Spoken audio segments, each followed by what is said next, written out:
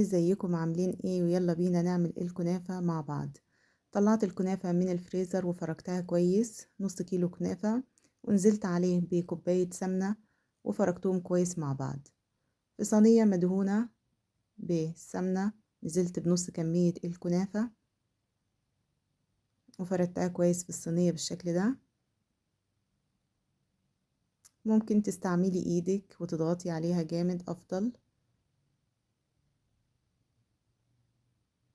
وبالنسبة للحشو هتستعملي اي حشو عندك، اي مكسرات. انا استعملت لوز وبندق وفول سوداني، طحنتهم كسرتهم شوية، مش طحنتهم كسرتهم بالشكل ده وفردتهم على الكنافة.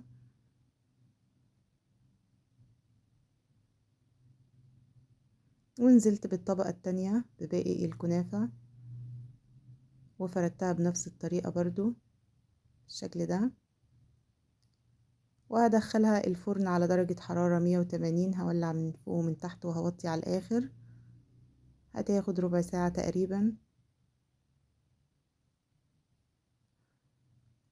وكنت قبل ما اعمل الكنافة بدأت اعمل الشربات بتاعها، كوبايتين سكر على كوبايتين مية، هيغلوا على النار حوالي 7 دقايق، وبعد كده هنزل بنص ليمونة.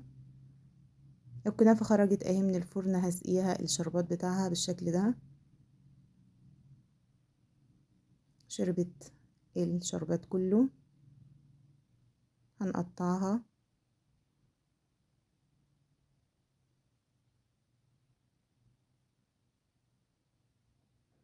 بالمناسبة الشربات هيكون بارد وهي هتكون سخنة. وبالهنا والشفا.